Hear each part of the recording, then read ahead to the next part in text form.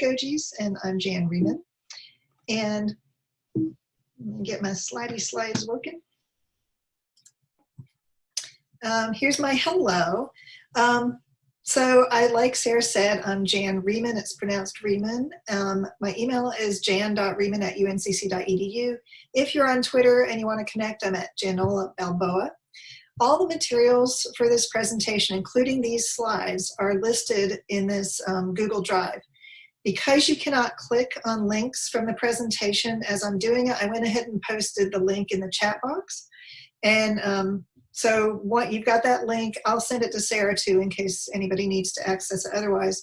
And so again, everything in the slides are there. There's a few other resources that I'll link out to. So just know that you can have all that information available to you.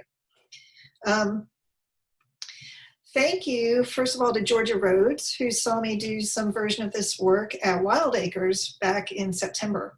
And she suggested to Sarah that people at App State might be interested in what I have to share. So I'm really grateful that you guys invited me, and I'm really grateful for this space that you've created to help let me facilitate what I think is really important work.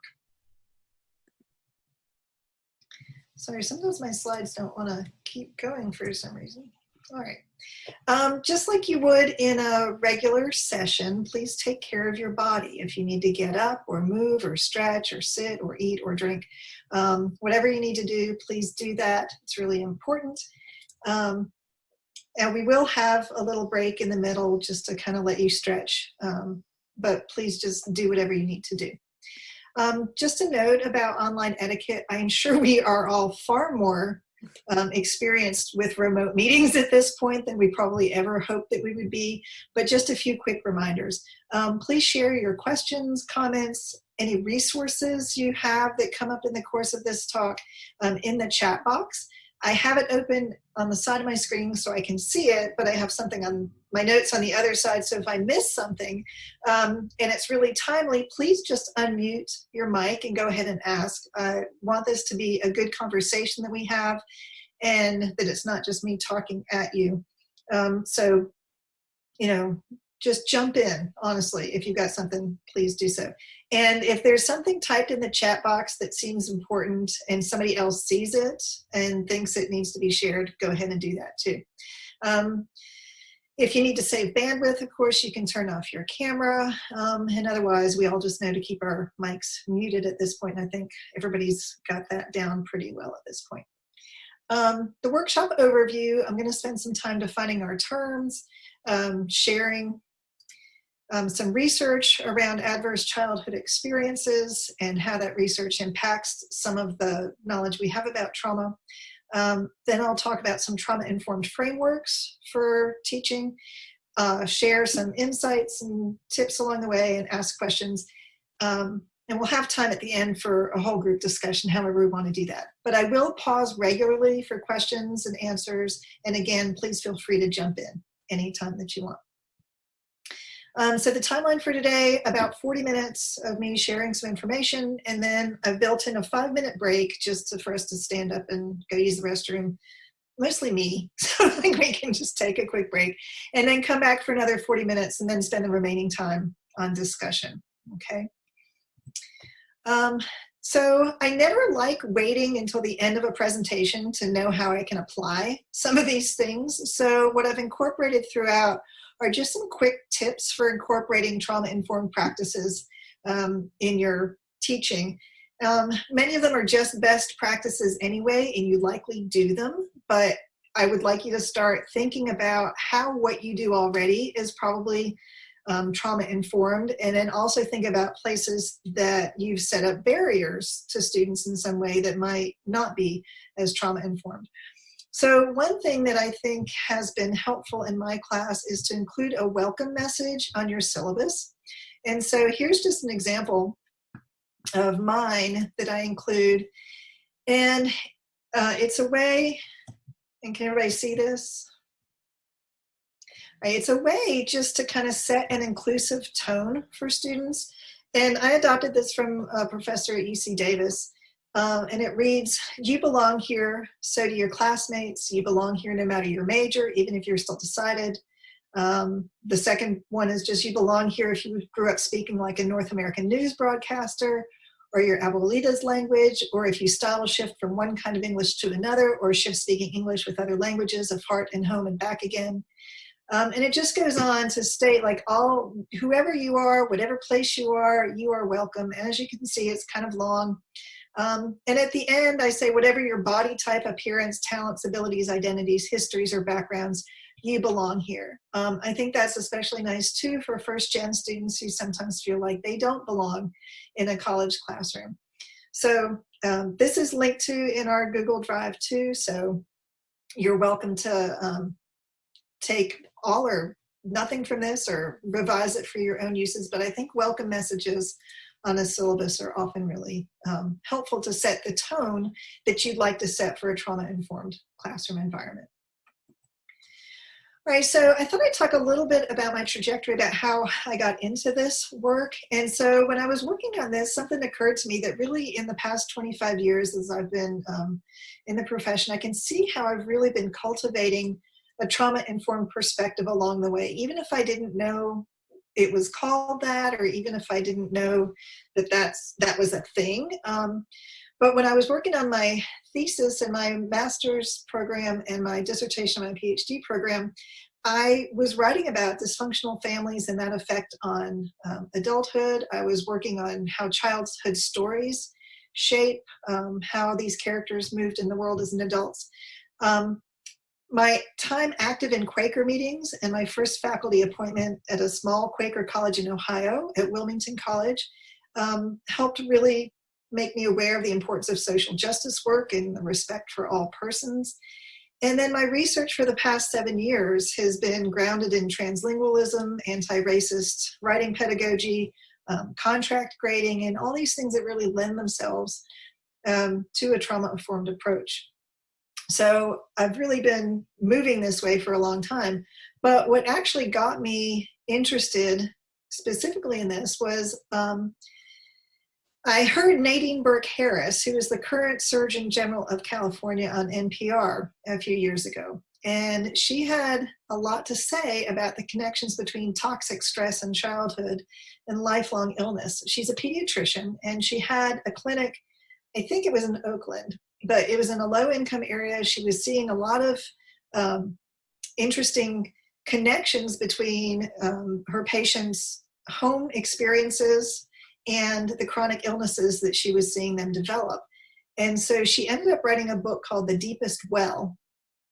And from there, I read that, and then she did a TED Talk. She did a TED Med Talk about adverse childhood experiences and her work as a pediatrician. And that made me really interested in, well, what's happening with schools? And it turns out there's this whole movement on trauma-sensitive schools in K through 12. And this all made me wonder about what existed in higher ed regarding trauma-informed work. As the first ever Surgeon General of California, Dr.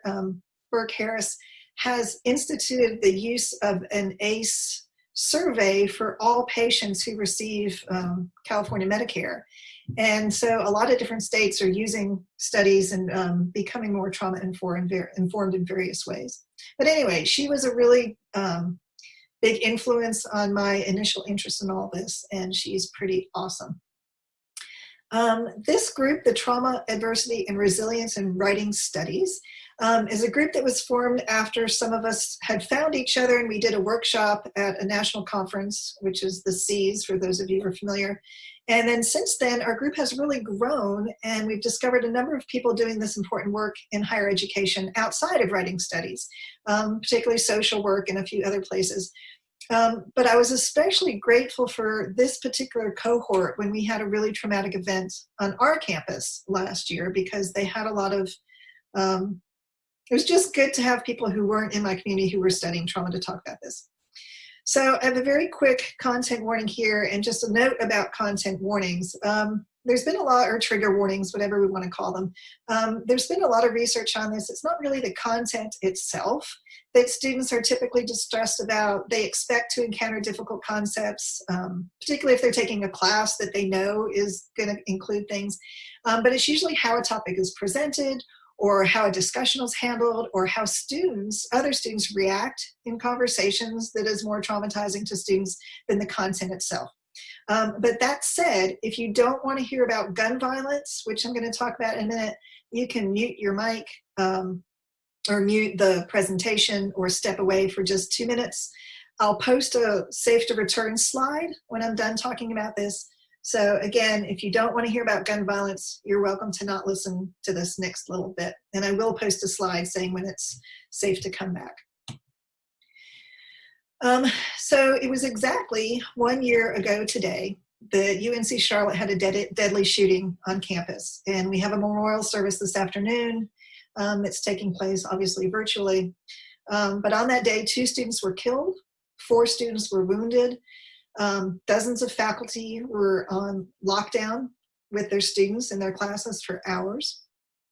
I wasn't on campus that day, and I didn't go back for over a month because it was the end of the semester and most of us were done with having to be there. The first time I did return to campus, it was incredibly overwhelming. There were flowers and notes of various statues all over campus. The buildings where the shooting had happened was still closed and cornered off. It was a lot just to be in that space, even if you were all the way across campus from where the meeting was, from where the shooting was. It was pretty intense. So the note that our chancellor sent out on that day was, "This is the saddest day in UNC-Charlotte's history." And it was an incredibly sad day. The university was really very supportive in how they wanted to have a culture of care, on how to share resources with students. What they didn't really take into account, which was very interesting, was what to do if you have a student in the fall who was a victim of the shooting, right? We had a lot of work around how to help students come back to campus and how to talk about the shooting. But nobody had considered that we might have students in our classes in the fall who were shot. And so 2 of my colleagues in the first year writing program faced this scenario. So they discovered that they had students in their classes, one of them who was shot 6 times in her class. No one had given them a heads up that, hey, you have this student in your classroom, you might prepare yourself. So on the first day of semester, 1 hour before classes was set to start, one of my colleagues was reading letters of introduction that students had posted in Canvas, which is how she discovered that one of her students was a victim of the shooting, and he was sharing this information with the whole class. And the topic for the class that day was to discuss those letters of introduction. So she called the Counseling and Psychological Services Center and said, "Heads up, I've got this student, what do you advise?" And they're like, they didn't really have anything. They hadn't thought about it very much. And so she quickly wrote out to the listserv in our department, and we have some really smart, savvy people like you guys do, and got back the advice of, like, talk to the student before class, announce to the class that there's going to be a discussion of the shooting that day, offer any students the opportunity to leave if they want to, all of which she did. The student who wrote it and admitted that they'd been shot said, "Yes, I knew it was public. Yes, I want to talk about this. Yes, I want students to know." But it was a really big example of, like, these intersections between community trauma and individual trauma, and also reminds us of there's a lot of intersections. You know, we talk about intersectionality a lot in our field, but there's a lot of intersections between trauma and different populations of students, different personal histories, and things to take into account. So that's the end of my talk about gun violence. So if anybody who left would like to come back, welcome back. It is safe to come back. We're not going to talk about that anymore. But here we are approximately a year later, and our chancellor has to write another note, right, that is not something any chancellor wants to ever have to write, that we're in historic and unprecedented circumstances as the world grapples with responding to COVID. All classes, including lab sections, will be online or remote, effective March 23rd and for the remainder of the semester. So just as we're kind of gearing up for the end of another semester, we have this other collective trauma that's taking place.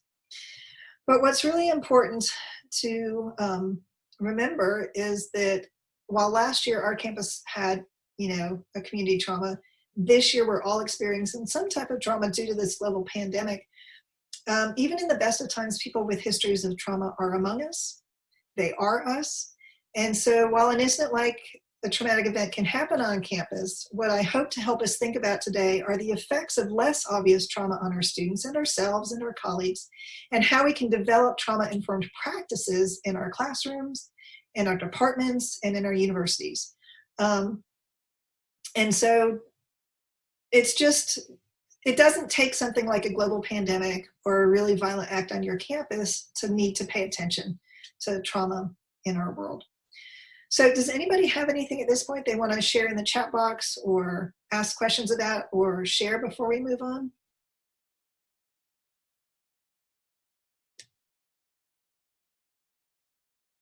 Okay, I'm just reminding you that there's an invitation to always jump in if you like.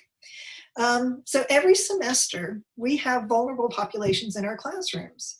What you'll hear from the research today is that people with histories of trauma, as I just said, they're ourselves, they're our colleagues, they're our students, and developing a trauma-informed approach for everybody is what we need to be doing. We have veterans, we have current and former foster youth, LGBTQ students, non-traditional adult learners, we have refugees, deaf and hard of hearing students, American Indian, Alaskan Native students. So just remember, students in our classrooms are vulnerable, and that's why we should think about it. So the big thing that we're going to kind of come back to throughout today is these core values of trauma-informed work, and then explore what these look like in action. So there's 6 or 7 of them depending on what research you look at, but they're all pretty much the same. But physical and emotional safety, trustworthiness and transparency, building support and connection, collaboration and mutuality, empowerment, voice and choice, social justice, and then resilience, growth, and change. So we'll come back to those throughout the time and think about what those look like in different formats. So to give you just a quick idea of how a trauma-informed lens can be applied in higher ed, here's just 3 really quick examples. I've got a whole worksheet available on the Google Drive that is a institutional review that you can use that can look at how you can examine how trauma-informed your university is. Everywhere from policies to language use, all sorts of things. But here's just a little quick idea. So in a common view, you might view negative behavior solely as a student choice. Like that student didn't turn in their work, they didn't do this, they fall asleep in class all the time. It's their, and we're very big in universities about personal responsibility, and I'm not saying you shouldn't be, but you can shift that view to like, assume that students are wanting to do well, that they're at the university because they want to do their best.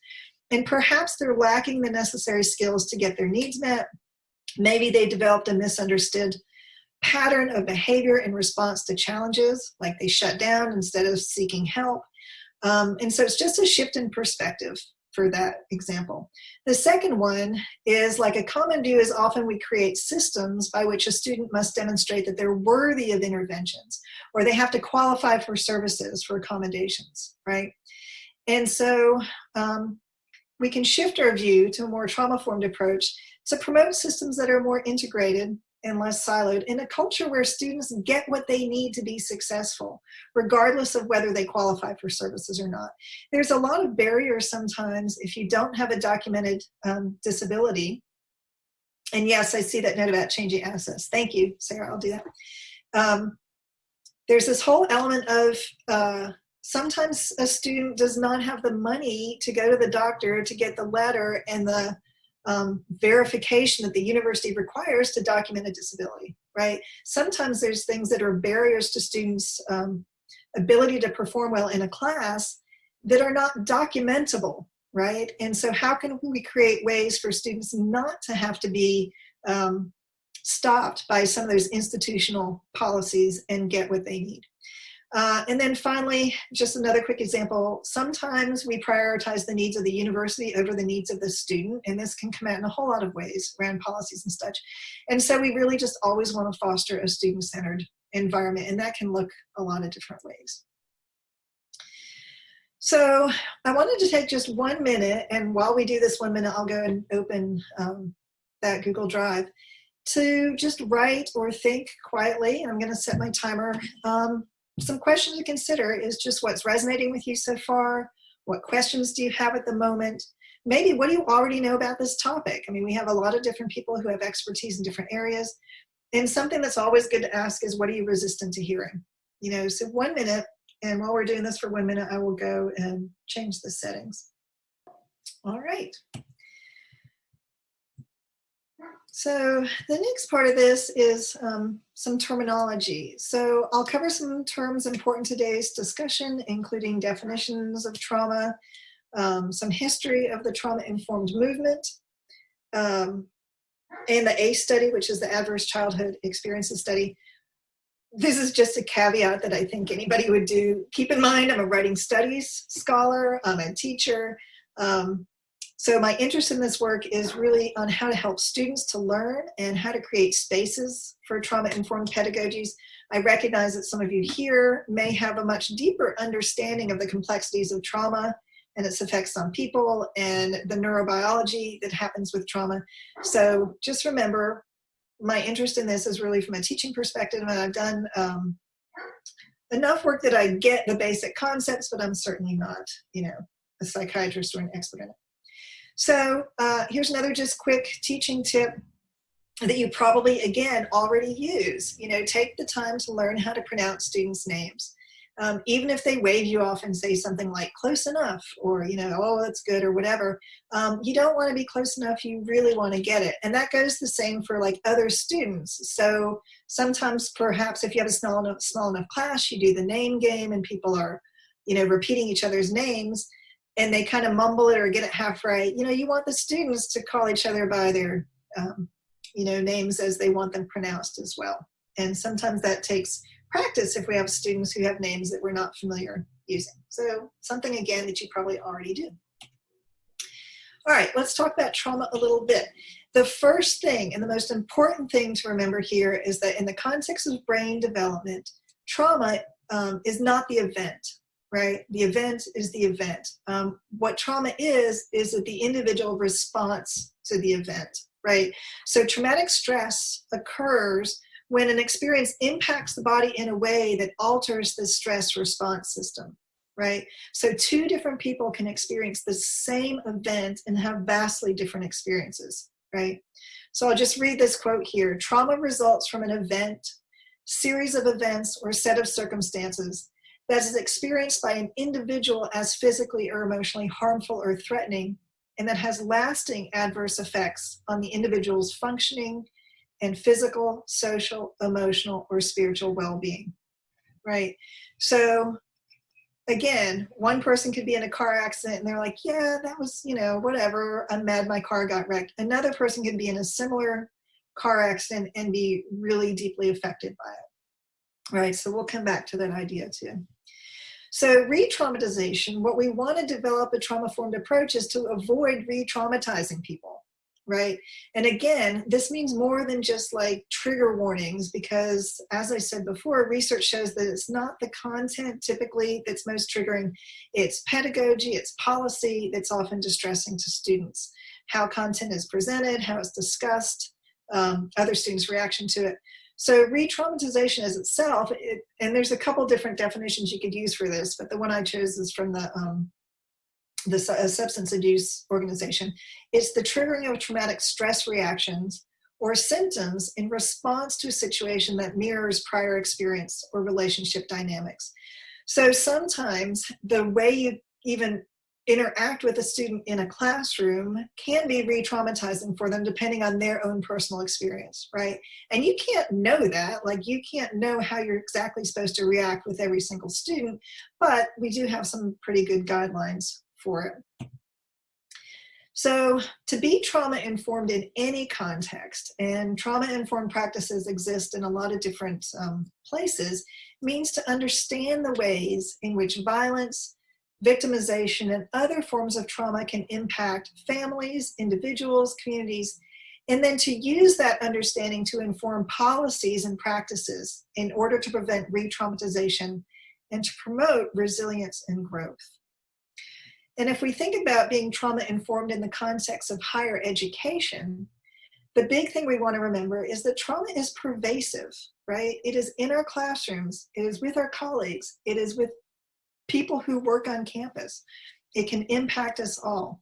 So if we use that understanding that trauma exists, we can have educational policies and practices to help minimize the possibility of re-traumatizing people and maximizing the possibility of learning and growth. And so throughout today, I'll give you some ideas of what that looks like and how that works.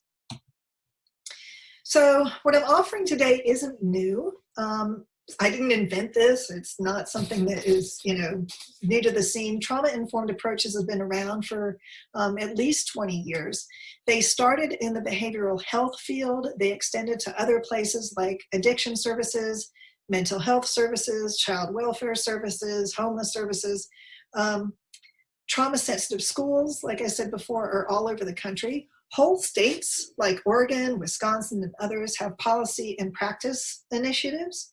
Here in Charlotte, we have a Charlotte Resilience Project whose mission is to create a trauma-informed and resilient community. So there are like whole cities who are working really hard to help raise trauma awareness. And so in the notes section of the slides, when you open those in the drive, you'll see my notes at the bottom, and I've got a link to the Charlotte Resilience Project there. But I encourage you to find out, if this is of interest to you, what is happening in your community around trauma-informed frameworks or care. There might be something that you don't know about. So in the next part of this presentation, I'll talk in detail about adverse childhood experiences, and they're commonly called ACEs, and their relationship to trauma. But for now, know that the ACE study was a study between 1995 and 1997 as a joint effort between the large insurance company Kaiser Permanente and the CDC. They found in this study that moderately to severely stressful experiences during the first 18 years of life, including emotional, sexual, physical abuse, neglect, parental psychopathology, parental incarceration, and parental separation or divorce, had long-standing health effects on people. We know from a lot of research that trauma lives in the body and that adversity accumulates or piles up. We also know that ACEs, adverse childhood experiences, account for a really large percentage of health and social problems, which is why the ACE study is often used as a public health tool, right? I've listed 2 books here that might be interest to people. Oh, I love that. We have Watauga Compassionate Care Initiative. That's great. I'd love to look at that in the chat box. So The Body Bears the Burden or The Body Keeps the Score are 2 books for, just the general public that talk about the connection between trauma and what happens in the body. Why should we care about trauma in higher education? We should care about having trauma-informed approaches in higher education because, again, we know that some students in our classrooms, that some of our colleagues, that some of us have a history of trauma. Studies show that a majority of students have a history of ACEs. In a 2011 study, 66% of students and 89% of students in a 2016 study have been exposed to a traumatic event. Other research has shown numbers a little higher than that, but it's always over 50%. Why should we care about trauma in higher ed, even without people coming into our classrooms with a history of trauma? College students themselves are at a higher risk of experiencing new trauma, including sexual assault, than members of the general public, research shows us. Female college students with a history of sexual trauma are at a higher risk of repeated trauma. Even just negotiating new environments and responsibilities, like starting college, can also be stressful, and that's particularly true for students with a history of exposure to trauma. So higher ed is a particular place where we can talk about that. And I'm reading this note right here. Thank you guys for posting these. The Watauga Compassionate Care Initiative did a great ACEs presentation last week, and there's a note here about how you can join their group. Fantastic. Good.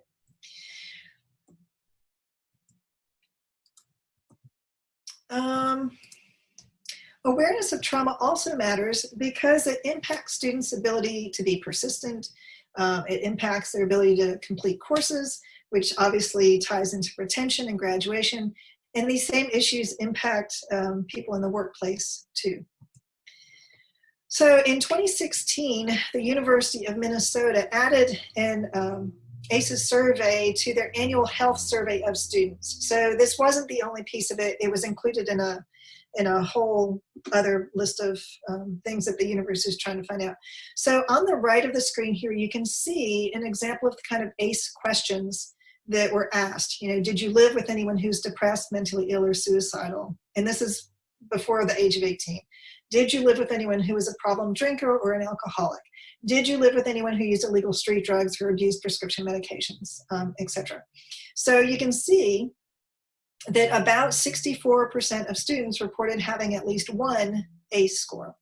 And wherever a university did this, you would have, I mean, they've done a lot of studies that, again, ACEs are just really common, right? Like if I gave everybody in our audience today this ACE questionnaire, the researchers who formed this study had done this at a lot of professional organizations, and invariably the ACE scores were higher in those populations than they were in the ACE study itself, which just goes to say that ACEs are really prevalent. But the main idea is that campus communities really have to work together with a sense of shared responsibility to protect students' physical, social, emotional, and academic safety, right? And there's a lot of different ways that we can think about doing this. So I wanted to ask right now, like, where do you see places for trauma-informed work on your campus? Like I'm talking about in our classrooms primarily, but UNC-Charlotte just went through the last few years a huge effort to try to allow students to change their preferred name in the system. And so it works. We have two different systems. It has one it works on, the other it doesn't work on. So depending on what role you're looking at, you might misname somebody, and you don't want to do that. But it took a very long time for students to even be able to have control over how their name appeared in the system.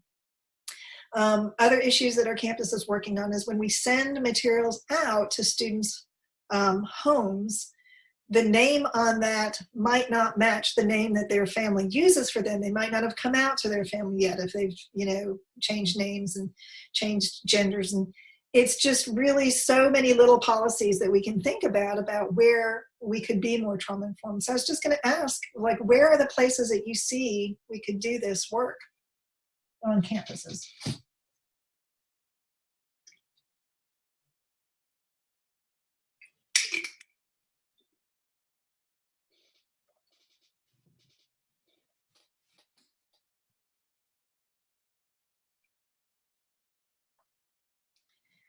Certainly registrar's offices work with this. Obviously, you know, our counseling and psychological services people work with this. I think a couple people raised their hands. I wonder if you have an answer, if you just want to unmute yourself and say it. Yeah, I can't see hand raises. Yeah. Yeah, just unmute and talk. Hi, my name's Teresa, and I am in Curriculum and Instruction. And our Mountaineer Emergency Fund, I feel like, has been really successful in addressing the immediate crisis for students who are in particularly traumatic situations as a result of COVID, but maybe even beforehand. We also did some work with the naming initiative, so students had the opportunity to rename themselves in the Moodle systems that the university uses. But I think there's more opportunity in terms of our pedagogy across the campus, is the sense that I get, particularly as we've shifted online. Students have reported to me that they feel online teaching to a lot of instructors means more work, not different work. Yeah. That's all from me. Thank you. Yeah, we've heard that from a lot of students too, that it's become it's become much more burdensome, and the volume of work has increased and not decreased as we moved online. I see a note here that after a number of student deaths a few years ago, there was a big initiative to help RAs be more trained in trauma. That would be another good place.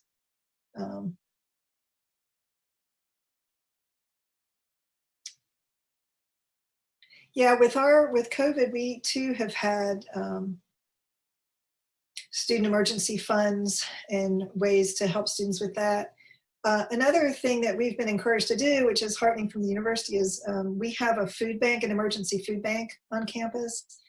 We also have an emergency housing. Listing those on your syllabus is, instead of just telling students, oh yeah, we have that, you can find it over here, or listing on your Moodle or Canvas page or something, but just making students aware of those. So yeah, good ideas. Yes, the online work of more tests, quizzes instead of creative pedagogies is certainly hard. I know a lot of students, some of mine have gone home to situations that they were trying to get away from in the first place. And going back there has made it, for some of them, virtually impossible to do the work.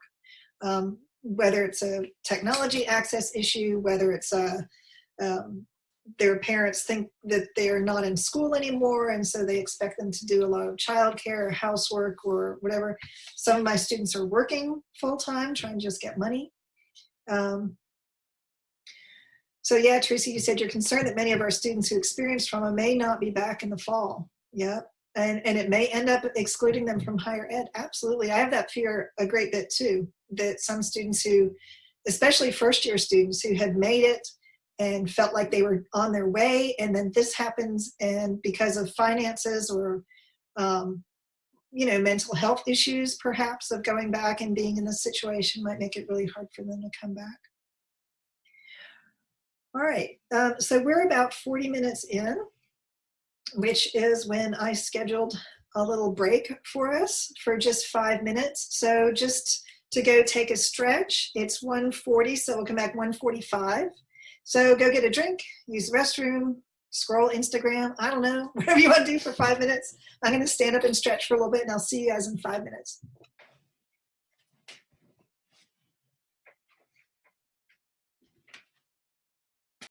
Okay, welcome back, everybody. I hope you had a good, it was a quick 5 minutes. I think a lot about how we pace ourselves at work. It's often really hard to take time, and so thank you for taking that time, for being with me, to take a little break. All right, so in this section, I'm going to share with you some information about the Adverse Childhood Experiences Study, some findings, a little bit about its strengths, and then some about its limitations, but mostly how it can inform our trauma-informed work. So since you went on your quick break, how was it? Any thoughts you'd like to share? Any questions you have at this moment before we move forward?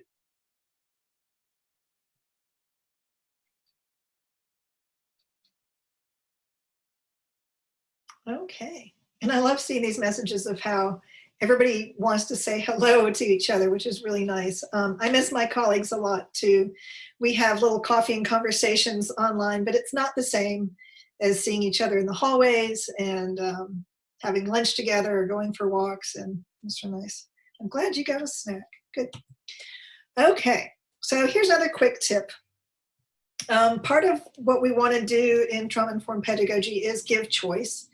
And because a lot of what stems from trauma is people feeling as if they had no choice or they didn't have control. And so places where you can have control, or give students some element of control, can be helpful. And it can be small things like, does a student get to choose where they sit? Do they get to choose who they work with? If you're doing in-class work, can sometimes they choose to work alone? Do they have to work in a group that day if they're really not feeling like it? Perhaps you can allow for flexible due dates if that works for you. I typically have extensions for any piece of work that students want to turn in, except for peer workshop, because you can't extend peer workshop days very easily. But all the student has to do is write to me and say, hey, I can't have this done by 5 o'clock. Could I I need to turn it in, and they give me another date within a week, right? I will turn it in by Thursday at 8 p.m. or whatever. And that's all I have to say. I don't need to know why. I don't need to know what's going on. And I always just say yes. And so that's one place where I build in some flexibility. So let's talk first about the demographics of the original study, which you can read when you look at the slides from this link.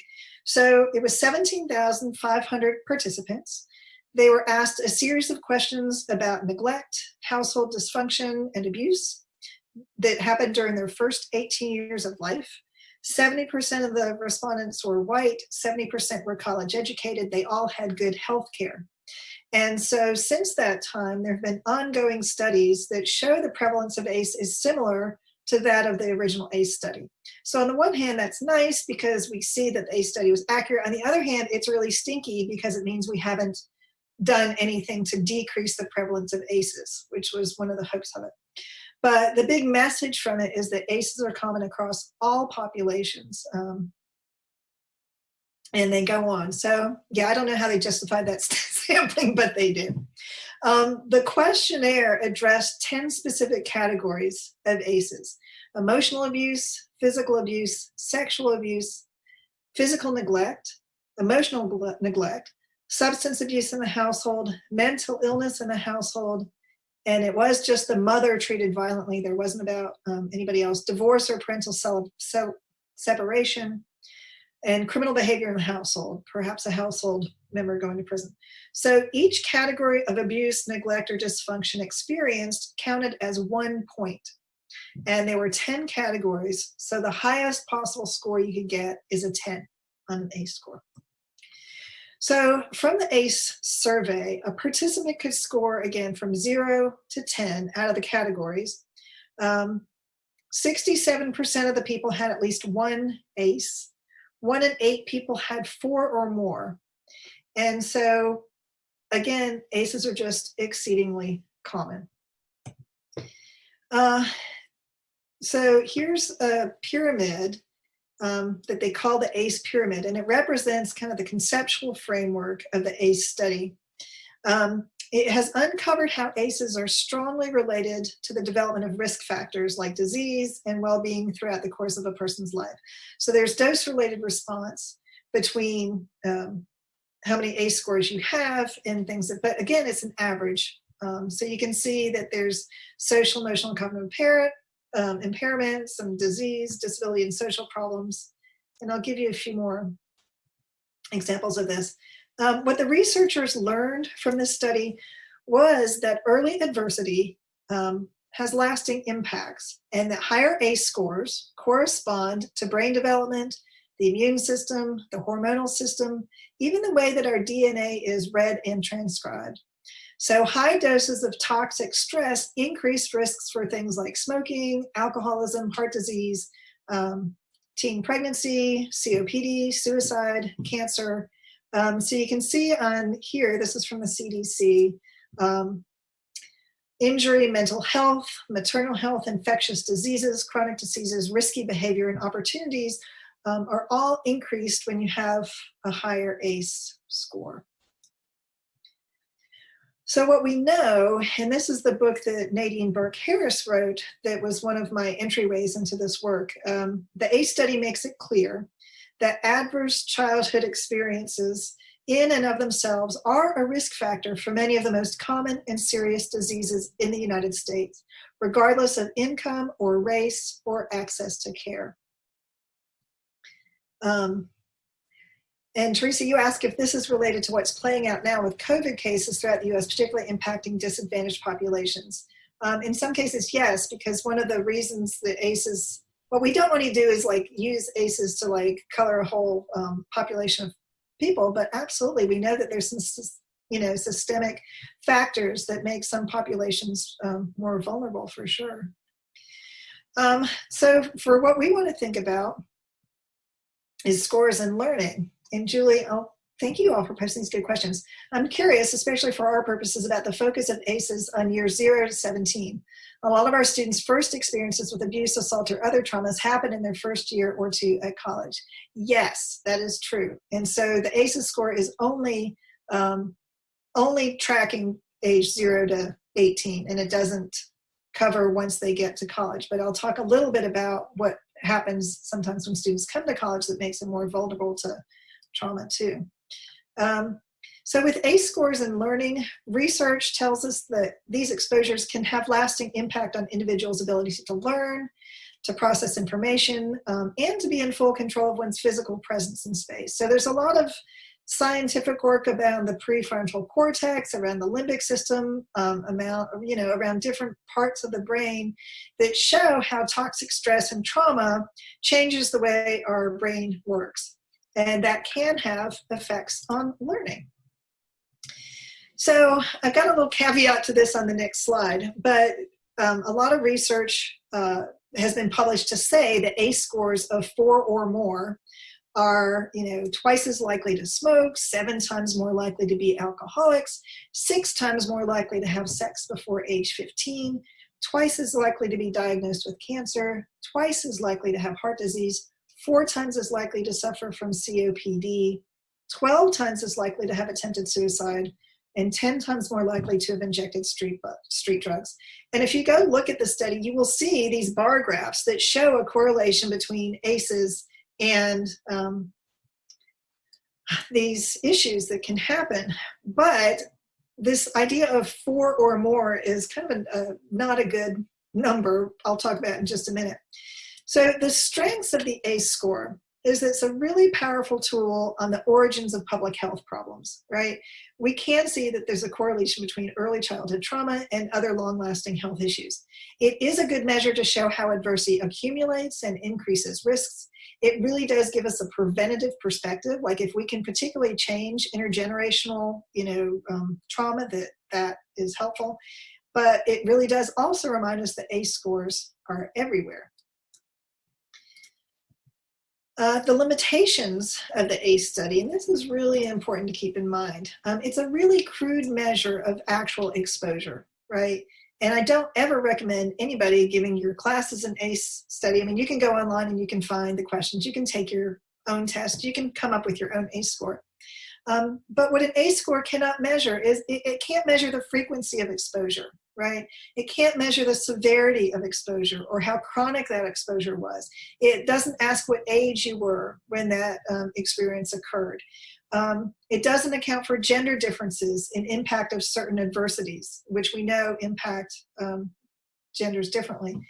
It can't account for these sensitive developmental periods when one certain adversity would have a greater impact on brain structure and function than another adversity would, right? So it's a really crude measure. It's also an average, right? It's not, you can't use this for individuals in the same way. And the thing to remember that I talked about earlier is that trauma is not the event, right? It's the response to the event that makes something traumatic. So traumatic stress occurs when the experience impacts the body in a way that alters the stress response system, right?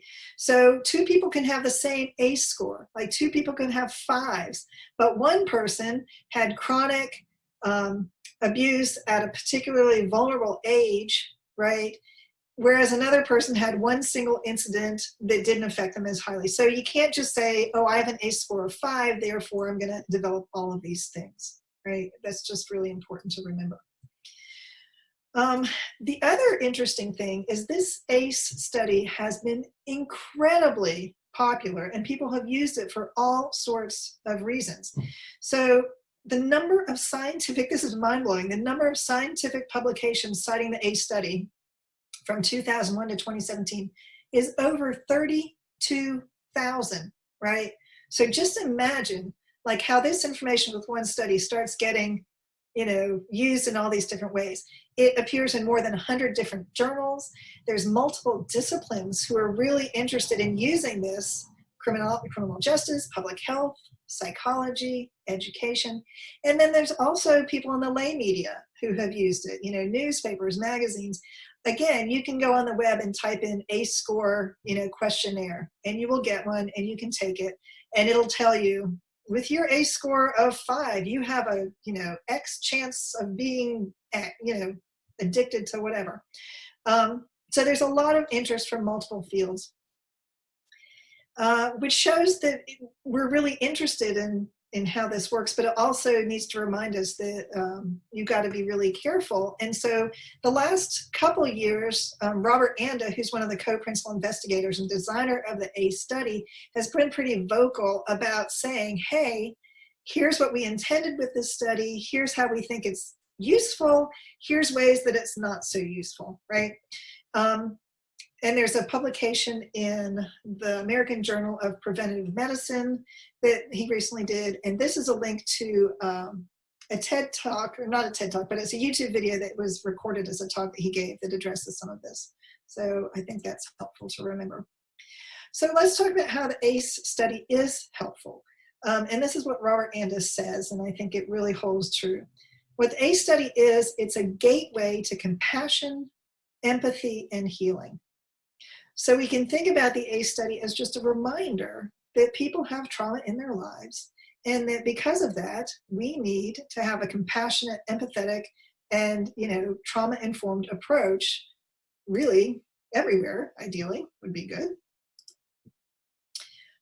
So here, questions, comments, thoughts. I see there's some good thinking from the chat. So if anybody else wants to unmute and share anything that you're thinking or that you want to talk about right now.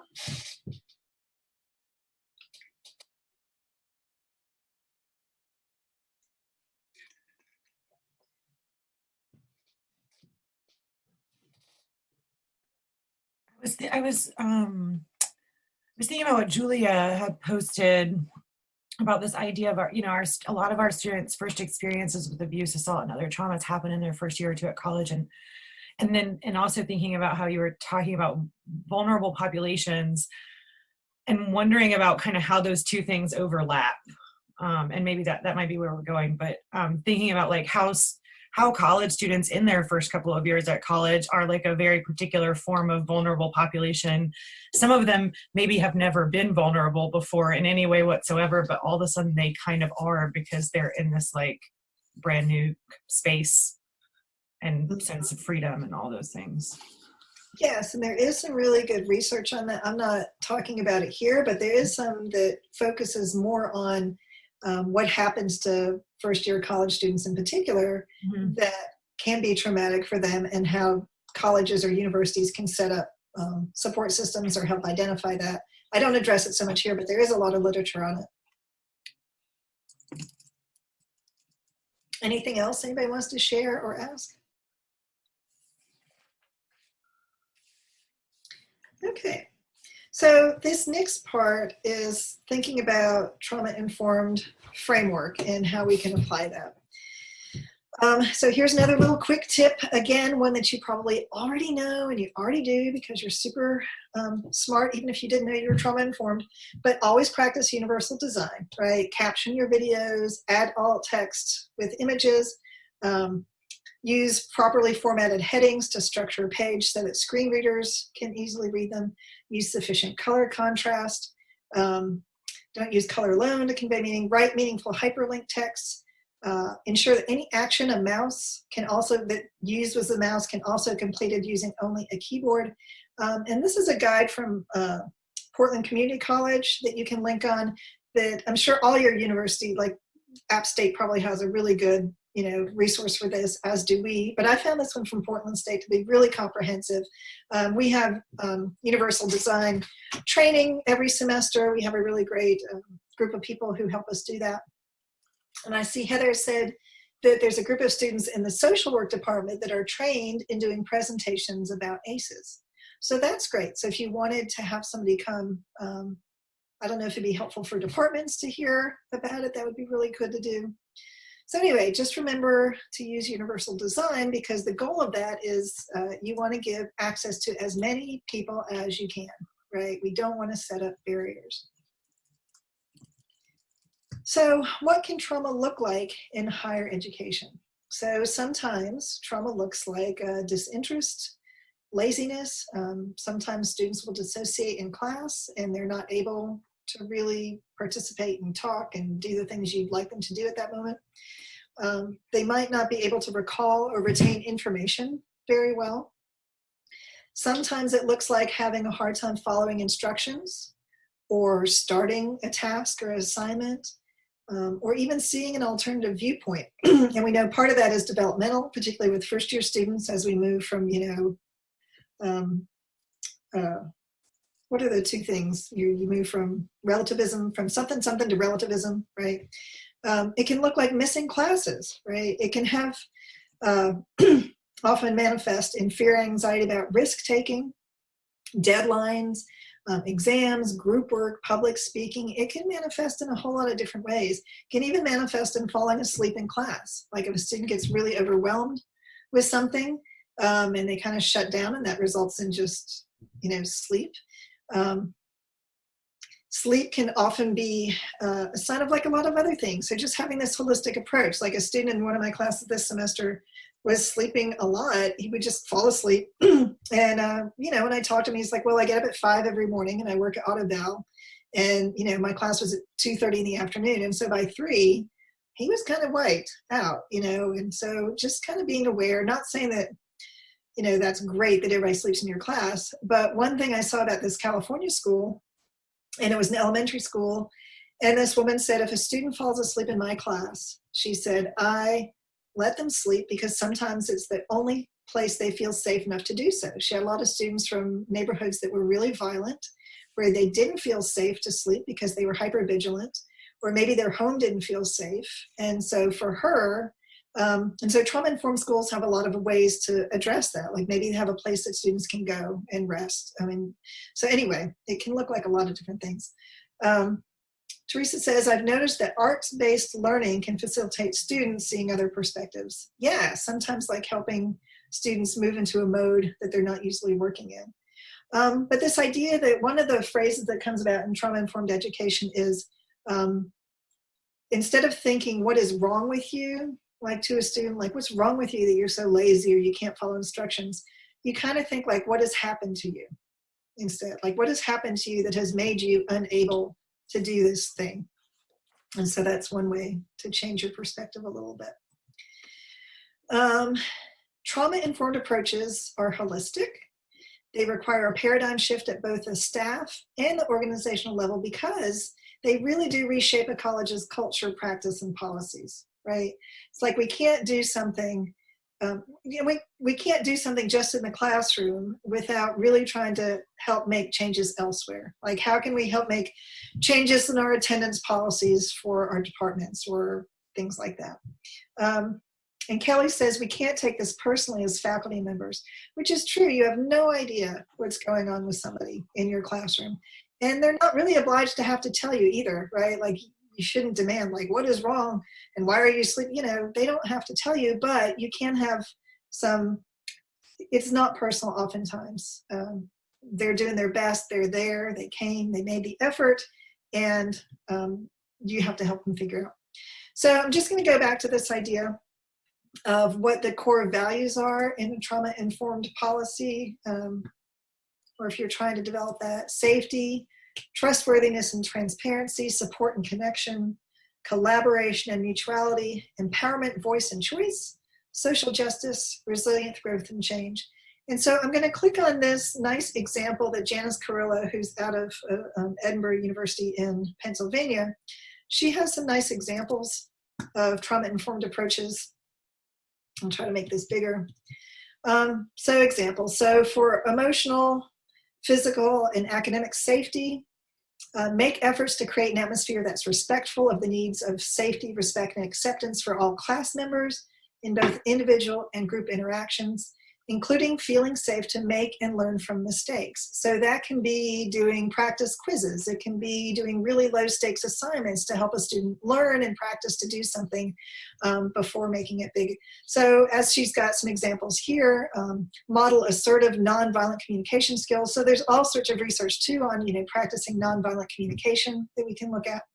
Some examples of trustworthiness and transparency. Really just trust your students. Trust and transparency are enhanced by making your expectations clear, being consistent with your practices, maintaining appropriate boundaries. If a student says, like, I am, having a depressive episode and I can't come to class this week, don't say, well, go get me a note from Student Health Services. If somebody's super depressed, they're not going to be able to go get a note from Student Health Services, right? They're going to be lucky to, I don't know, eat a bagel and take a shower, maybe, if they're good, right? So trusting your students that when they tell you things. Some examples of support and connection.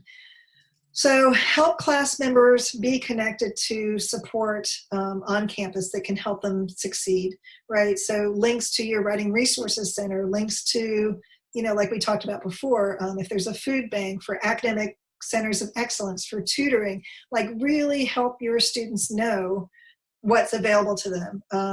And this goes particularly true for like a lot of first generation students who they are not particularly good always at navigating the system or feeling like they can ask, say, hey, there is free counseling at the psychological center. Let me, help you figure out how to do that. Or here's a link to it or something. So just helping students know. Collaboration and mutuality. So how do we help our students see each other as allies and not adversaries, and not have a competitively based classroom? And I'm sure I'm coming from a humanities perspective. I'm sure there are other majors that are very competitive, and there are certain cultures that really try to promote that. And I get that. But where can we help students share power? Where can we help students make decisions with us? And I've got a couple examples of how to do this later in the presentation. And then you can see a couple other examples here about social justice and resilience, growth, and change. So again, this is a handout that's in your Google Drive. After the presentation, if you want to spend more time with it, you certainly can. So where do we want to have trauma-informed approaches? Really everywhere, but I think of it kind of like a bullseye. So if the green dot is in your classroom, right? That's one place to start. And then the yellow ring is in your department or your program. Do you have a curriculum committee you could talk to? Do you have a particular policy that you think could be more trauma-informed, that you could start moving through the governance process in your department? And then at the campus level, like we talked about before, like choosing names, or are there certain system procedures that you see could be more trauma-informed? And also in your field. And then taking a TI approach, again, doesn't mean that you have to do it all, right? Like you can't go out and be like, I'm going to change all of App State in the fall. I'm going to do all these things. Do what you can and start where you are. Sarah says, one good observation that was sent to me, I would love to hear more about how at-risk contingent faculty can protect themselves when trauma-focused approaches can often be perceived as lazy teaching. Yes, yes, yes. That is a really good thing to think about. That's a good question. I'll have to think about that some more. There's some good research that supports these pedagogical approaches that somebody could say, yes, but here's what the studies say, or here's what, a policy statement or a position statement from a national organization says about this. I know I'm not making this up. It's not me being lazy. And so, yes, just having more resources, and certainly, yes, tenure-track faculty learn, support, and advocate for trauma-informed approaches. And that's where that department program, that yellow ring, comes into place, right?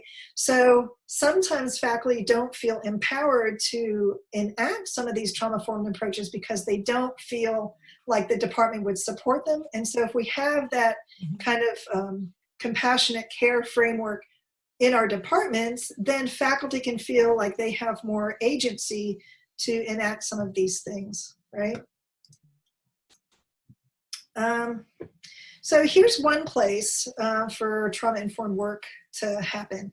And so attendance policies. In our department, we have a first-year writing policy of 3 absences for the semester, and then every absence after that is 10 points off your final course grade, right?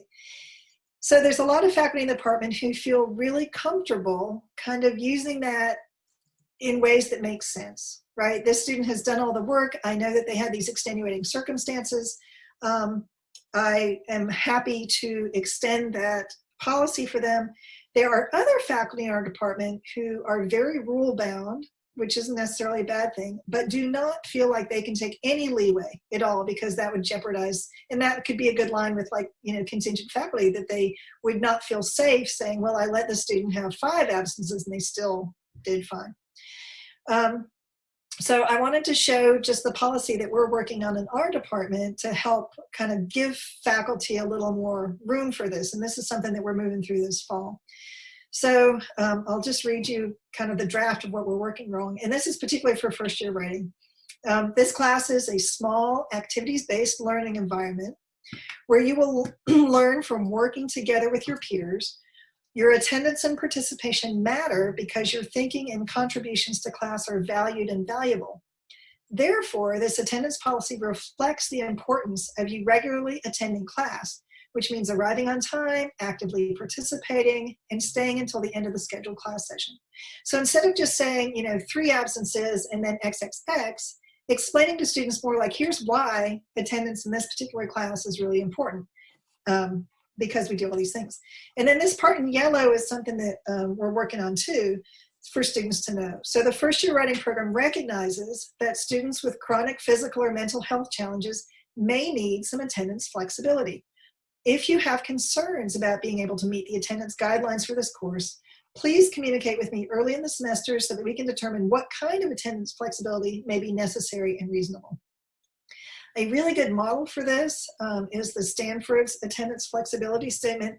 They do theirs in conjunction with, I'll open it up, their Disabilities Studies Office. But they really recognize that, like with a lot of chronic conditions, it's unpredictable when somebody's going to feel unwell. It's unpredictable if people have flare-ups.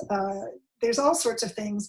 And so they give guidelines on how faculty can determine flexible attendance policies when it's not reasonable. And so it's just a nice policy to look at. And yeah, Miles, you say it's a great idea for attendance policy. I feel like we all do this, but never state it on our syllabus. And I think that's true. That I think there's many, many faculty who are being, coming from a spirit of generosity with students. And I think the more we codify it and the more we make it into policy, the better off that we will be. Teresa, you asked, this statement is from Stanford or UNC-Charlotte. The statement about this part right here is from UNC-Charlotte, the one on this slide. So that's what we're working on. And we're moving it through our first year writing committee and our curriculum committee so that we can revise our attendance policy this fall. So again, I think there's a lot of ways that faculty are acting in trauma-informed ways, but it's not official. And so the more we can make these things in place departmental wise or even within the university as a whole can be helpful. Another place for TI work is an accessibility survey at the beginning of the semester to identify students who may need accommodations, but they don't qualify or they're not covered by disability services, right? There's a lot of things that can happen or are going on in a person's life that are not documentable, right? And this is one of those places where the syllabus or the systems can kind of stop that. So here's a survey that I give to my students at the beginning of every semester.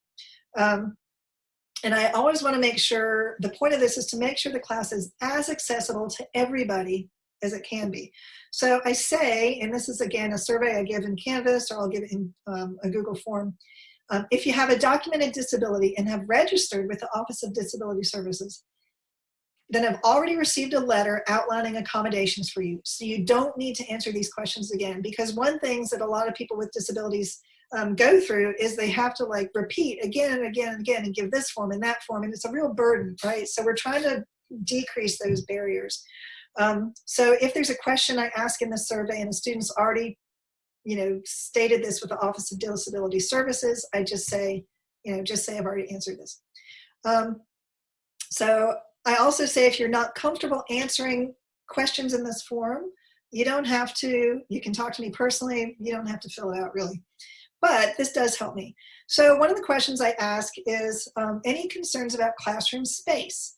So are there any potential concerns you have about the classroom space? For example, do you have mobility issues? Do you need a separate desk and chair instead of an all-in-one desk?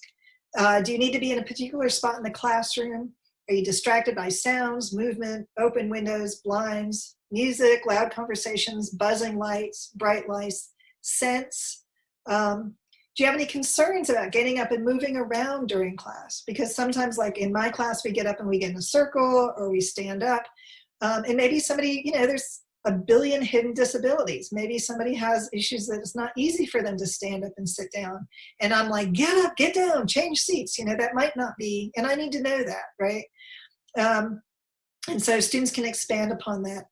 Sometimes students will say, I have ADHD and I have to sit here, or I have anxiety and I need to sit by the door, or I can't have my back to the door, or whatever. And so making sure, if you know that, and then you come to class and you see a student who told you that is kind of crunched in the corner, and you can subtly help them to get to the place that'd be better for them, and that's a good thing to do. Managing concerns about workload. So this question says like how many major projects we'll have. We'll also have daily work. And so the question is, what possible roadblocks do you imagine or have experienced in the past that may prevent you from completing projects on time? What about daily work? And I remind them they offer extensions. But sometimes students will say, I cannot think on the spot. So if you ask me to write something really quickly, I blank, I can't do it, or my handwriting, I don't know. There's a lot of different things students write. In-class work concerns, again, do you have any concerns about the expectations of sharing your writing, working in groups, completing mini assignments during class time? Do you ever have difficulty finishing in-class work? If you do, what might you suggest to help you finish your project? So again, this idea of empowerment, like I'm not here to shame you about you got to finish your work, but is there something that I could do to help you do that? And then I think this is a really important one. Like, are there any outside responsibilities that may interfere with your full participation in this class? I'm asking about responsibilities like childcare, chronic health conditions, family obligations, employment. Again, they don't have to self-disclose, and I make that really clear. I'm not fishing for things, but sometimes people are like, I'm the primary caregiver for my little sister. And if, something happens, I can't come to class. And so sometimes people put on their syllabus, like, if you have childcare issues, you are welcome to bring your kid to class, right? To let that student know that I don't want that to be a barrier to you, right? So anyway, I've gotten a lot of different pieces of information that has helped me be more aware about how I can support students in class, and then just give them a place for anything else. So anyway, that's something I do at the beginning of the semester that I think is helpful. Let me look at the comments here. You're welcome for the survey, yes. Something that's huge right now, many of students shifted into full-time family and work mode upon returning home mid-semester. Yes, and a lot of students have been put in huge places of responsibility in their homes that affects how they're able to do their work. All right, here's another idea about how to take a trauma-informed approach is help. And again, these are things, I'm not telling you stuff you don't know. I mean, this is stuff I think we all do. Help students co-create the class. Draft an assignment, give it to the students, say, okay, what's clear here, what's not, let's revise it. I mean, it's a great writing exercise. It's a great exercise in rhetorical awareness. It helps you see any gaps of how you've explained something. Co-create rubrics, right? So you have an assignment, I'm thinking writing assignments in particular, but this could be for anything. To help students understand more clearly, and this goes with the transparency idea, can you co-create a rubric? Like, what do you think I'm valuing in this assignment? Because a lot of times students, they're thinking something different, right? One thing that's helpful sometimes is have students, and this works primarily with small classes, which is what I typically teach. So I don't have a lot of ideas off the top of my head for really large classes. But have students write a classroom culture document at the beginning of the semester. So I give them, like, here's our mission. We want to have an environment that breeds intellectual curiosity and shared truths, critical thinking, respectful disagreement, active listening, risk-taking, and true collaboration. And in order to fulfill this mission, we agree to the following. And then students get in groups the first couple days of the semester, and they hammer out, like, what does our class have to look like? Do we raise hands to speak? Do we just speak out loud? Where do we sit? Within the parameters of the syllabus, right? Because some smart aleck will be like, let's never have class on Fridays. And you're like, well, that's not, that's not part of what we can do. So anyway, there's that idea. One other thing that goes with transparency too is explain why you do what you do, because this also helps students also have more of a feeling of control. So on any assignment that I write, I put a why this assignment section. Like you're doing this because I want you to practice this. It ties into what we already studied. It's helping set you up for this next thing. Contextualize it for them a little more. On your syllabus, and this is particularly helpful for first-year students, explain why you chose the texts that you did. Like, I'm asking you to read this because it does a good job of X, or because it's a really accessible example of what. And then here is an example of what this woman from Edinburgh, Janice Corallo, who's really good. So she has put up her syllabus, and she's annotated it to talk about, here's some information to help illustrate how she's integrated trauma-informed teaching and learning principles into her class. So it's just things about how she sets expectations. She's got a piece about trauma information, reform, and self-care, and she's in social work, so she's teaching students who are taking social work classes. And so anyway, that's something you can also look at later, but an exercise you could do is kind of go through your own syllabus, comparing it to some ideas she's got here, and say, where might I be able to be more trauma-informed? Another big thing is to promote self-care, right? So point students to, University of Buffalo has this really nice self-care starter kit that helps students think about that. Share your own struggles with students. Like, I think during COVID-19, it's been really helpful for students to see that we are struggling too. Like, we did not make a very, good transition. I was very behind on posting an assignment one day, and I had to write my students and be like, I just couldn't, I've had to push this back because I couldn't do it. I'm really overwhelmed.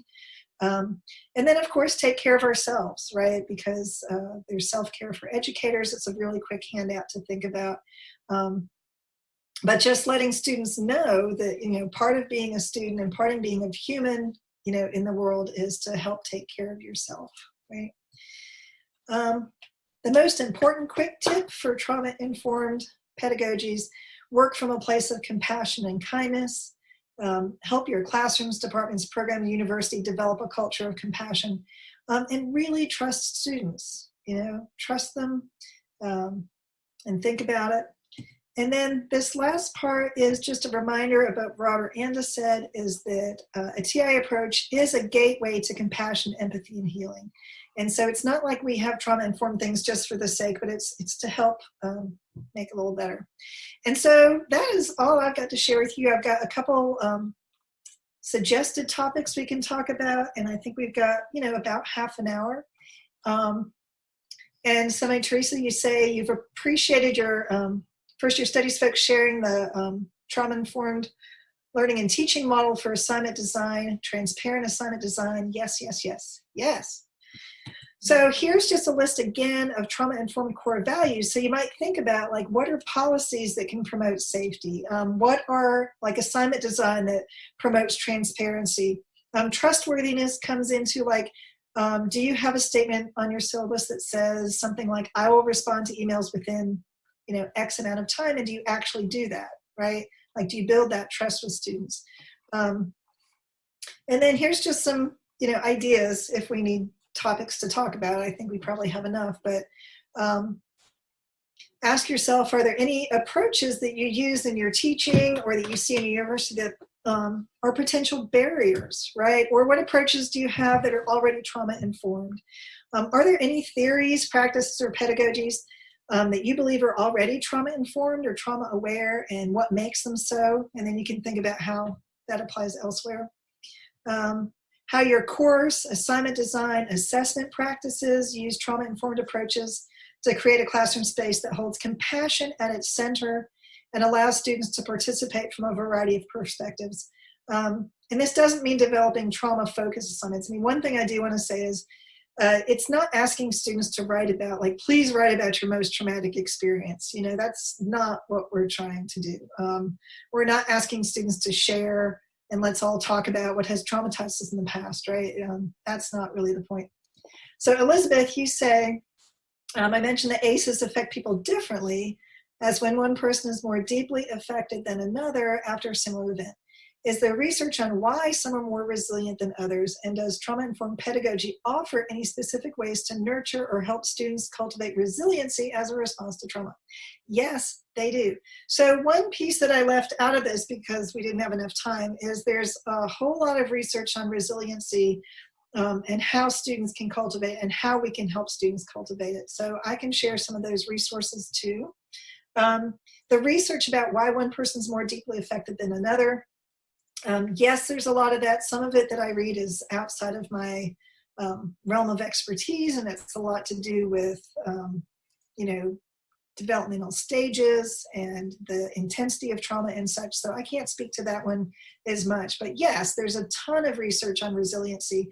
And resiliency as opposed to grit, right? Like grit was very popular a few years ago, but this idea of resiliency and how you develop resilient practices is certainly something you can find a whole lot of information about and that I didn't include here.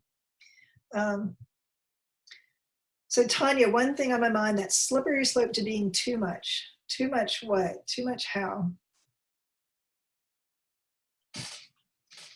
Too much like a counselor. Yes. No, you're not a counselor. I don't want to rant and get out of my lane. Yeah, we're not counselors. We're teachers. We have counselors on campus that we can take students to. So to avoid being too much a not rant. You can't type. I don't want to rant. Good Lord, I quit. Don't quit, Tanya. Have some resiliency in person.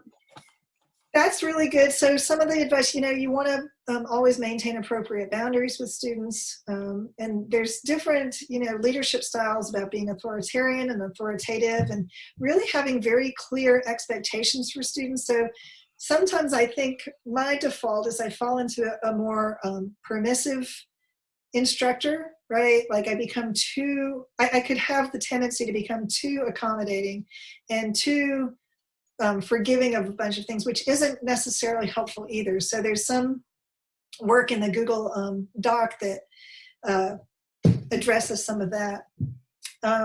Students have to be self-actualized enough to seek counseling, correct. Many incoming freshmen are not and need to help that, yes.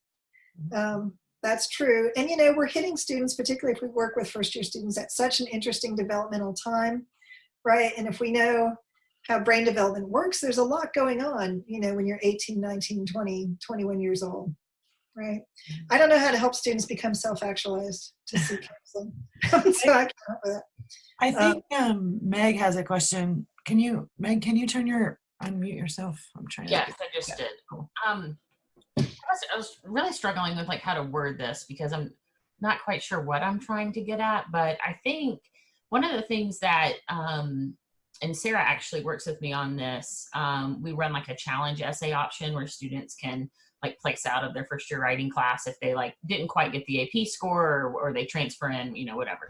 And in the past year, we did one that kind of focused on like mental health, and we give them enough sources and enough range that they can choose how they go about that. But like we had some sources that focused on like how finances can be a mental health trigger for students in higher education. And so we kind of grounded it in higher education. And so one of the things I'm kind of curious about, and one of the things that the placement team talked about in that is like, how do we balance making them aware that this is a reality that they're entering and something that may throw triggers at them, but also not overwhelming them with like resources and opportunities to write about to where that in itself becomes traumatic.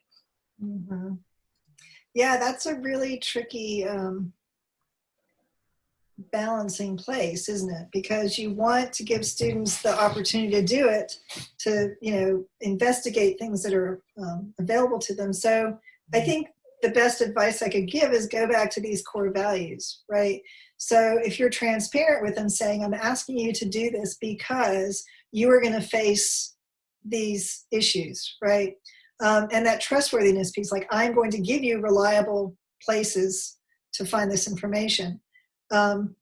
Voice, choice, and empowerment, right? So they can maybe if they've, like in an essay like that, if they have these 3 different mental health issues to choose to talk about, they could choose the one that's probably, less triggering to them. Keeping in mind though, that like our brains are unconscious too. Like, we don't always know what's going to do that.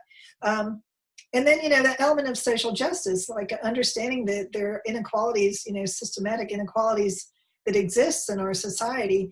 And saying that out loud to students can sometimes be really empowering, right? That we're not all pretending that everybody comes in on the same footing.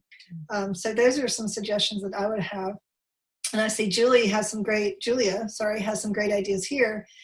Always give choices. And you can always go back to the text research as a grounding point, right? So that, part of that is like, how do you create safe spaces that are physically and emotionally safe? And one of those safe spaces could be like, look, you're in this place where I'm trying to help you learn something. And in order to learn that things, here are the resources I'm giving you. And so that also that collaboration and mutuality, like you're not doing this assignment on your own. Like I'm here to give you the tools you need to do it, right?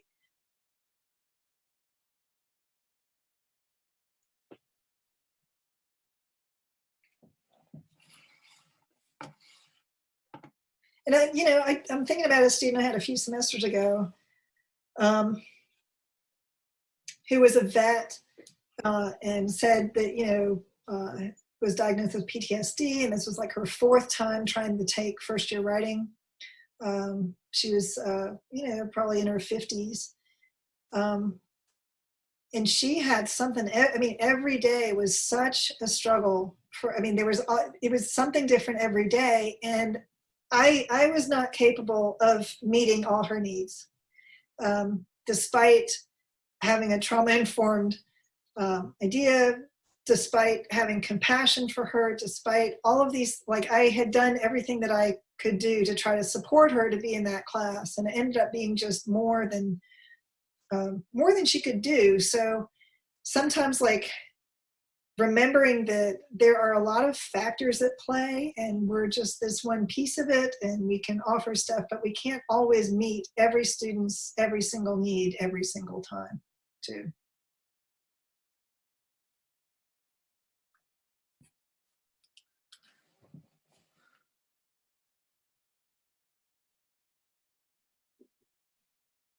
I think a lot of these make me think about students, but they also make me think about as you've been talking about a lot of this stuff, it's made me think about, I was thinking about the question about contingent faculty and how just having like having trauma-informed language in a department mission statement or policy document would help support faculty because it would give them, something to stand on if their syllabi choices or assignment choices were questioned. But also thinking about like how this could apply to annual reviews and department meetings and all kinds of other places where I feel like these issues come up and they're sort of built into the system to be competitive and combative and all, I don't know. That's what I've just been thinking about as you've been kind of going through these and how much that would, maybe, I don't know, I hate to use the phrase trickle down, but like how much that could impact the way people behave in the classroom as well. Because I see a real disjointedness between those two things sometimes. No, I very much agree. And sometimes I think working in higher ed, we see things that we know are harmful, that are not good. But there's so many power structures in place or systems that make it really hard to change. And I think when we can come to policies and pedagogies with kind of this trauma-informed approach, it does, I think it works as an accessibility issue, that it really does serve the most people in the best ways, right? And so finding entry points to that that's one of the keys, I think. Like for us, the talk about our attendance policy has led us to think about all of our other policies, technology policies, et cetera, in more of a larger framework. Like what do we want all of our policies to kind of share?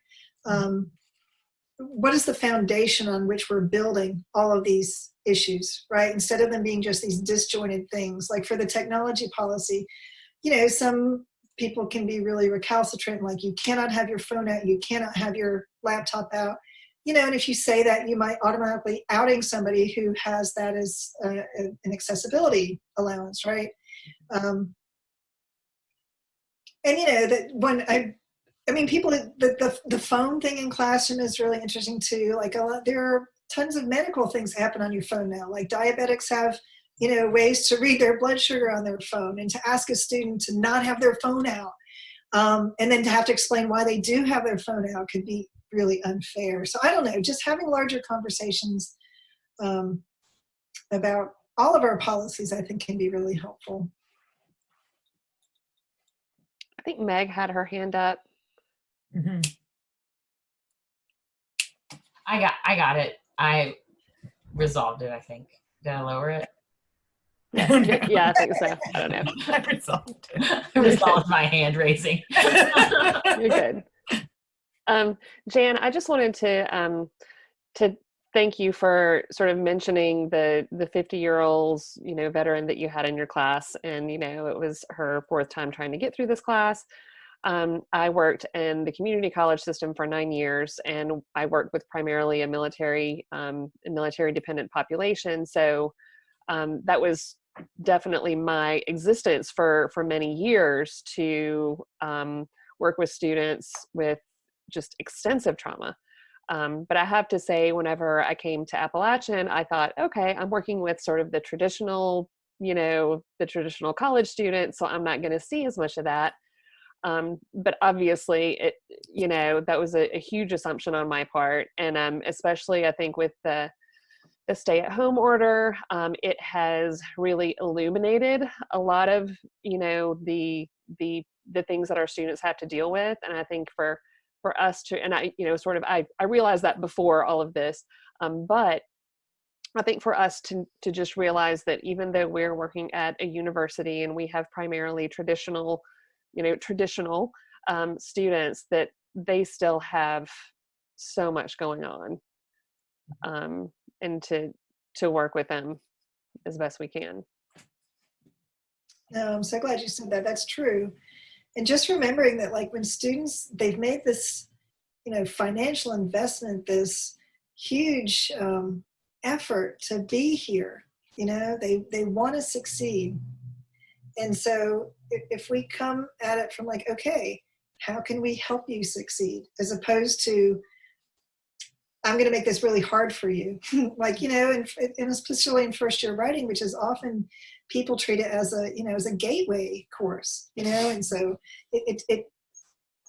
yeah, I mean, and not just students, like everybody, humans have a lot of stuff going on all the time. And just, I don't know, I think, and especially now, like, I think COVID really has, I don't know, it's laid bare a lot of the things that we've always known existed with disparities and with, you know, all sorts of things. But yes, so I think whatever population you went to, like any college you went to, you're going to have, I don't know, just living in the world. We live with conflict. Life is complicated.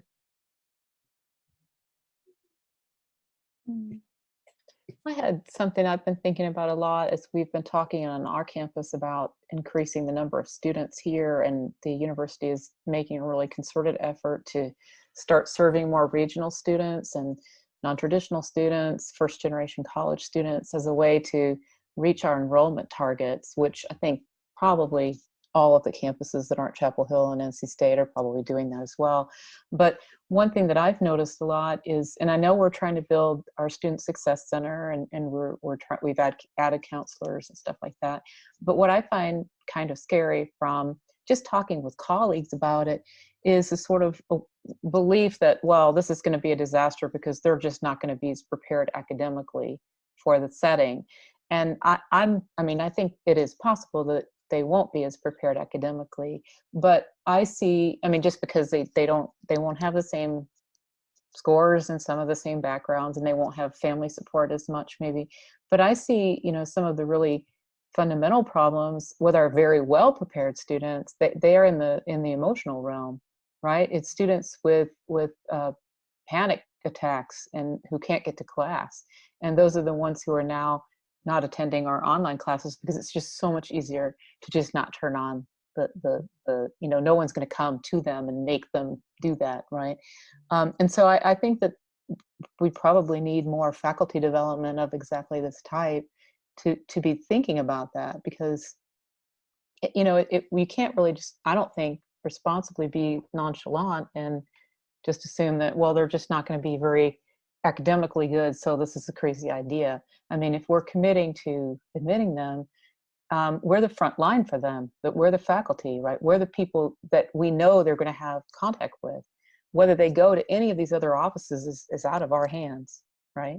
So I really appreciate this and all that you've brought, and a couple of the slides I think are just absolutely perfect to be able to share maybe within our departments as well, just to bring up the idea, because I just don't think it's talked about a lot at all. And it's almost like you're giving away the candy store if you show compassion in your classes.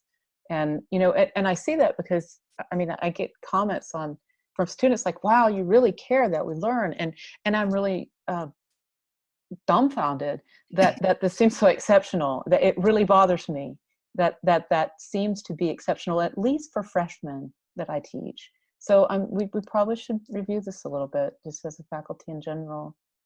And I'd like to share this, and I guess you probably are too, with our faculty development people, because I think they're very interested, or would be very interested in it too. Yes, take all of these things and share them everywhere. Just take all the stuff. And you make me think, I had a conversation with my Trauma-Informed Writing Studies group on Monday. And something that came up is like, we all have flexible assignment practices and stuff. And the topic came up of like, do you ever feel slighted that your course kind of gets put on the back burner because this, like a student will say, I got to study for this, trigonometry exam, or I got my engineering class and I can't, da, da, da, da, da. Does that ever make you feel, I don't know, angry, or like the student thinks your class is less important? And one of my colleagues there said, no, she goes, I really just makes me angry at the other professors who don't offer that same accommodation or flexibility. She said, because the student is just working within the rules that they've been given, and they're trying to do the best. And so they really do want to meet everybody's needs. But if this person over here is saying, you cannot have an extension, you cannot do that. So anyway, I do think the more we talk about it, but it does often end up, it shouldn't be an anomaly that a student feels like, wow, this, faculty member really cares that I'm doing, or even how I'm doing. Like one of my students wrote me during COVID, and like I was always doing check-ins with him, like, how are you? He's like, you are the only professor who's asked how I am. All the rest were like, do this quiz. And I'm like, how could they not ask how you are? I mean, that's the big thing, is like, how are you? I don't care what you did on the quiz. Do you have food? Yeah, I don't know. So it is surprising. Yes. Teresa says, more and more creative faculty development, where we are immersed in generative, reflective, and empathetic practices in order to then grow our own pedagogies to incorporate these pieces. Yes.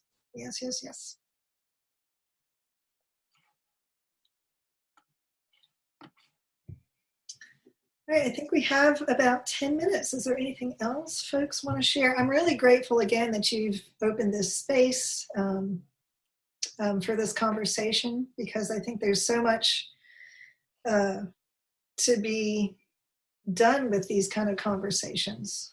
Tiny things to really big things.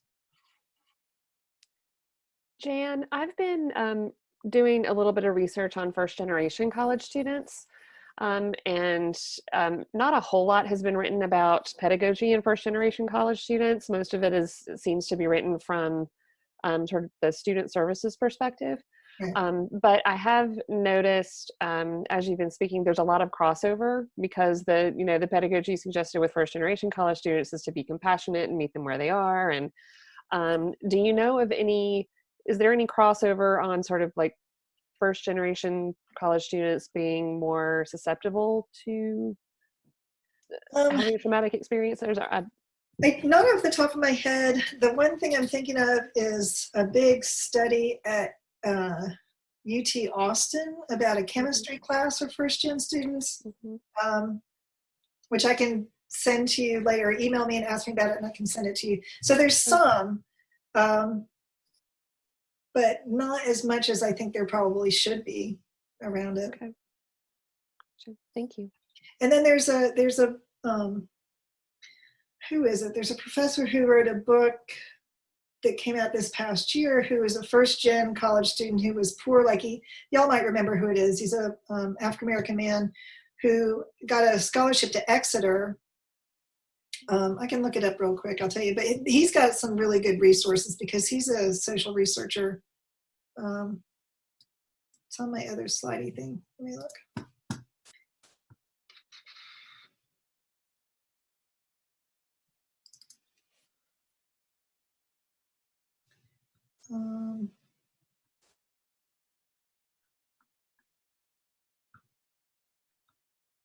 Yeah, Dr. Anthony Abram Jack. Okay. So he has a book, he's got a website. Yes, he's written a book called The Privileged Poor.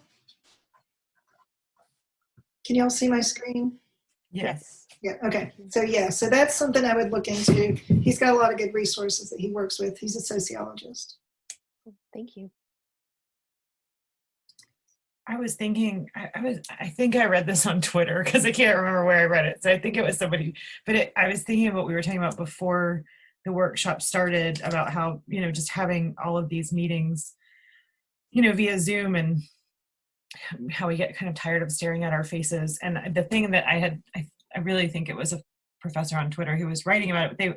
They were tweeting about the relationship between trauma and the way Zoom works, and this constant kind of forcing. They were writing about one of their students in another class had reported to them from another class that their professor was forcing the students to turn on their video cameras so that they could quote unquote see whether they were paying attention. And this person was writing about it, but also trying to find some resources that she could use to take to the dean and say, please stop letting faculty do this, to protect these students. And so I am curious now, like you were saying earlier, so, I mean, obviously this is awful in lots of ways, but one of the things that seems to have really brought to the surface or laid bare is that there were so many ways that we could have been treating people compassionately before. There are so many practices that we already should have been following, that we could have been following, and for various reasons we kept being told they were impossible. And of course we realized that, as soon as there's a global pandemic, actually they're perfectly possible and even reasonable. And all the disability studies, people are like, yeah. Yeah, exactly. And so it makes me think now about like how, at first I was thinking about all of these practices I was thinking about them in terms of my assignments and syllabi and things like that. And now I just remembered that Twitter thread that I had read, and now I'm thinking about them in terms of online classes and what it means, like how these things would apply, how these values would apply to like the creation of an online class space that would be different than a face-to-face space, which is interesting. Yeah. Yes, Teresa, a good project to dive into. Yes. Yes, no, that's true. Add it to my list. But I also just really wanted to say thank you so much. Thank you. This was all just really, really rich and generative to think about, and really helpful. And it's nice to see like how many, like you said as you were talking, so many of us already do a lot of these things, right? And to understand how they fit within this pedagogical framework is a nice thing to know and to think about. Yeah. It is. I mean, like everything, like once you see it, you can't really unsee it. And so, but thank you guys for inviting me. I really do welcome any questions or ongoing conversations, resources that you come across. I would love to, I'm always looking to figure out more things. So you can find me, you can email me. there's so many great people on Twitter who are doing really amazing things too. So those conversations are happening and they're really good. So anyway, thank you for doing one more online remote meeting. Your little face on a screen. I certainly appreciate you spending 2 hours together this afternoon, and you guys take all this stuff and use it whatever way would be helpful to you. All right. Thank you so much, Jan. And I will, I'll email everybody. I'll send a follow-up email with another link to the materials, just in case you close it after the meeting. Okay. Thank you. Thanks, everybody. Thank you. Bye.